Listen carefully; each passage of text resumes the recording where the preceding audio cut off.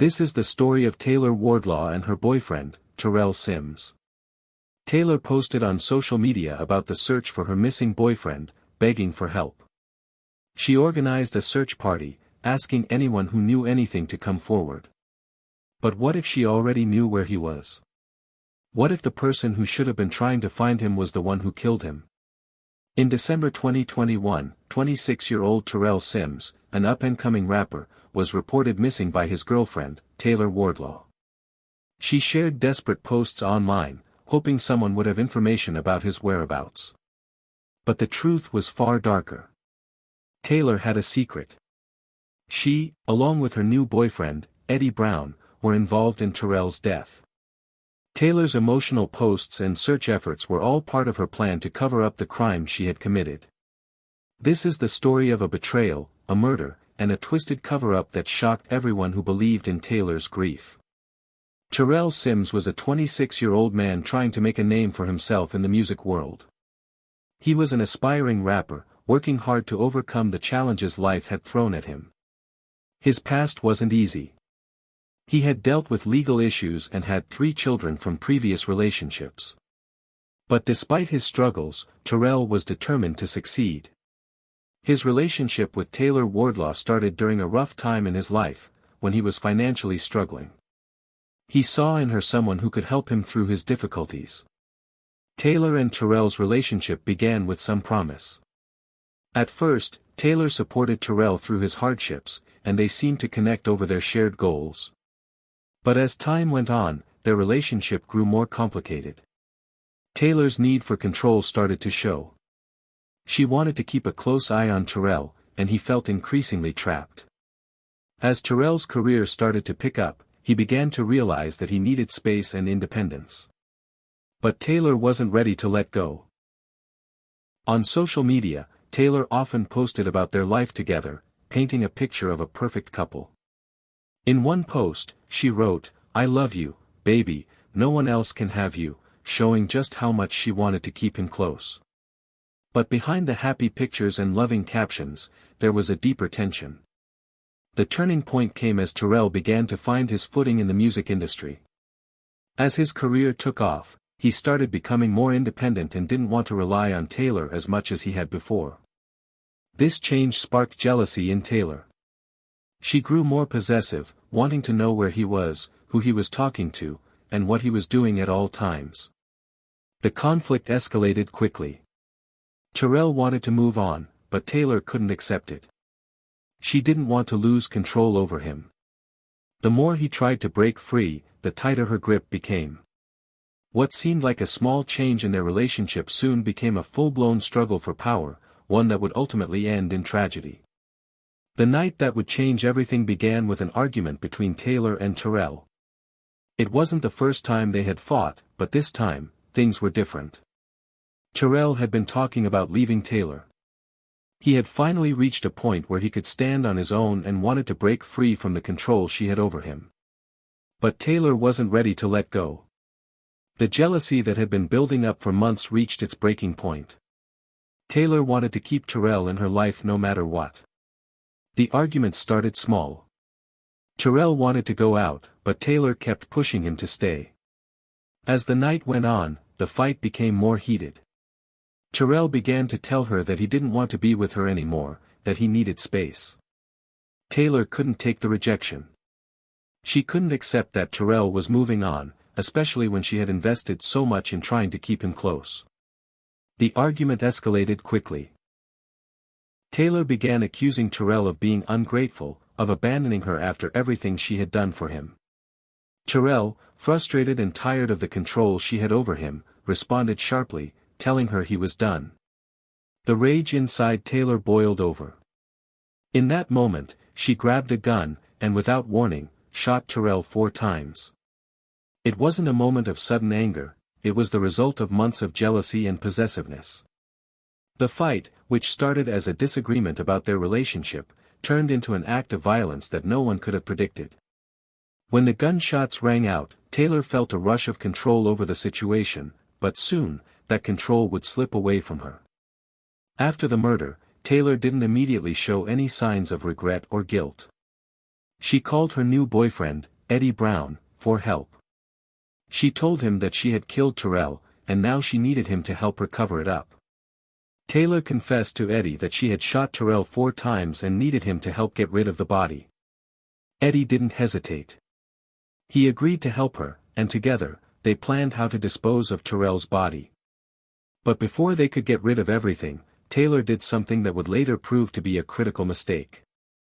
She told a friend about what had happened. In her confession, she said that Terrell had come home late, and they had argued about him leaving her. Then, she admitted to shooting him. Taylor seemed calm as she spoke, not showing any sign of fear, just the cold, methodical way she explained the murder. The friend, horrified by what Taylor had confessed, didn't stay quiet. The truth began to slip out. The friend was terrified of being an accessory, but they knew that the only way to stop Taylor from getting away with murder was to go to the police. They told authorities what they had been told by Taylor, setting the stage for an investigation that would soon unravel everything. Taylor and Eddie began to put their plan into motion. They knew they had to get rid of Terrell's body quickly, and they didn't waste any time. They removed the ankle monitor from Terrell's leg, throwing it out the window as they drove away. They didn't want the police to trace Terrell's movements, so they made sure to get rid of the monitor before they moved his body.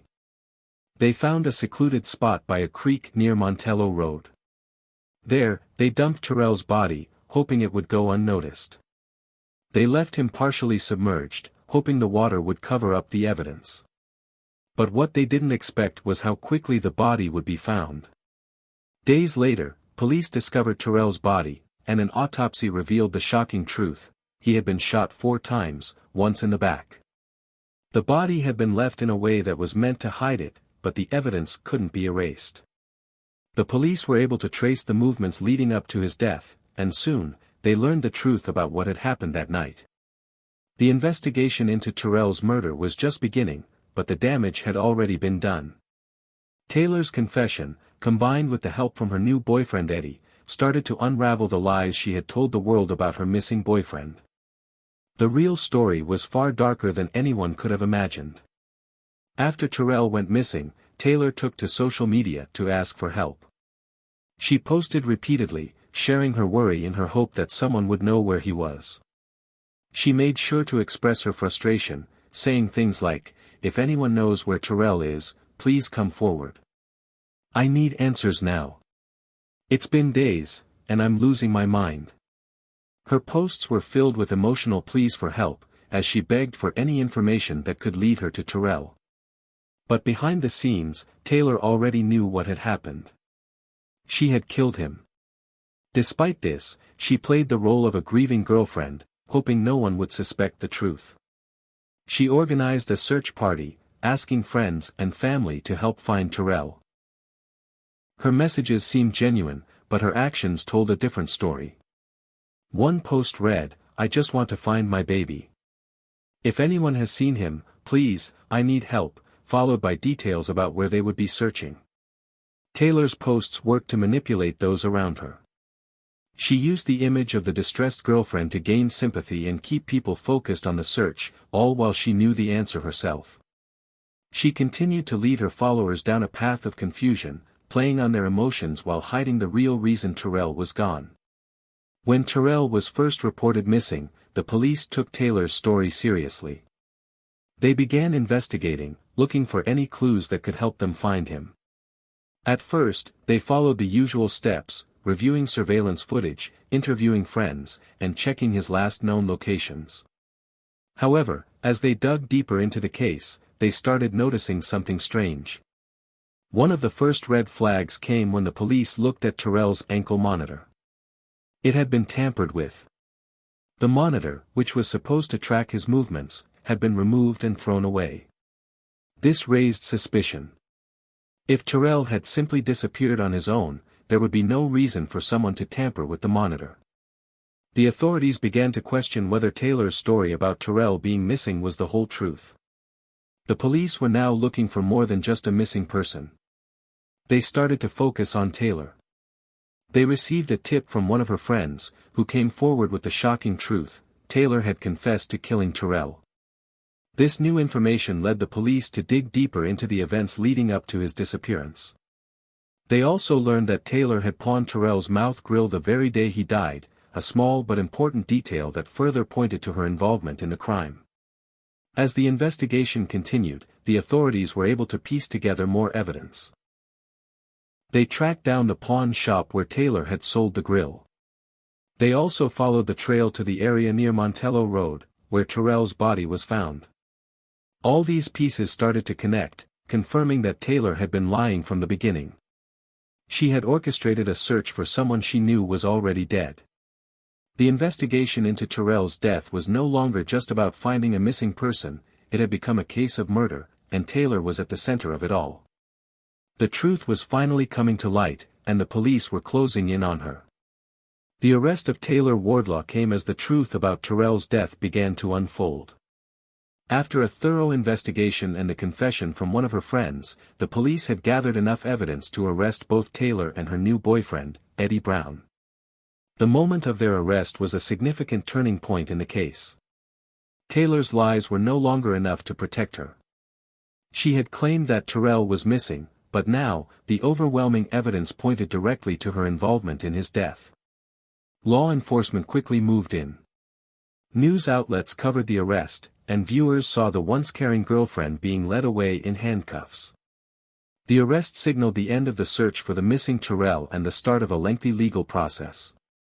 The media highlighted the stark contrast between Taylor's public persona of a heartbroken girlfriend and the cold reality of her actions. In interviews with law enforcement, they made it clear that they had been suspicious of Taylor's behavior from the start. What appeared to be a missing person case quickly turned into a murder investigation, with Taylor at the center. The evidence was clear, and she could no longer hide from the truth.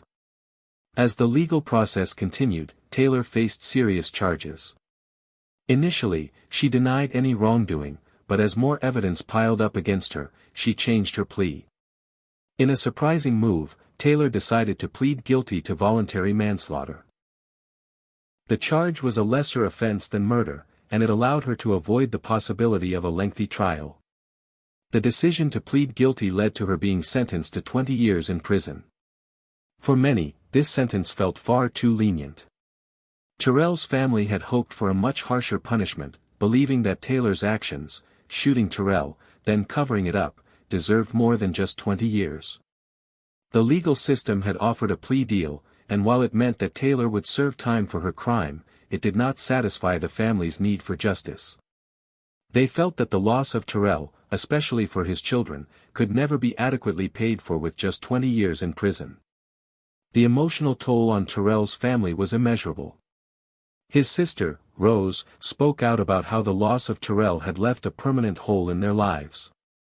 She described the pain of knowing that her brother's children would grow up without their father, asking questions they couldn't answer. "They'll never get to know their dad," Rose said, her voice filled with sadness. "It's hard to explain to them why their daddy's gone." Terrell's children, still young, would never fully understand why their father wasn't coming back. The grief of his loss weighed heavily on his family, especially with the trial's outcome. Many in the family expressed their frustration with the legal system. While they were relieved that Taylor had been held accountable in some way, the pain of losing Terrell was still fresh. For them, the sentence didn't feel like enough. They wanted to see justice done fully, but they knew that nothing would bring Terrell back. In the end, the legal proceedings and the outcome left a bitter taste for his loved ones.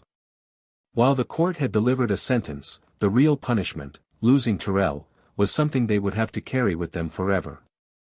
The tragic case of Terrell Sims and Taylor Wardlaw highlights a much larger problem: abusive relationships. Many people never see the warning signs, especially when the relationship appears loving from the outside. In this case, Taylor's possessiveness and control over Terrell may have seemed like affection to those who didn't know better. But behind closed doors, the situation was much darker. Abusive relationships often involve manipulation, control, and sometimes violence.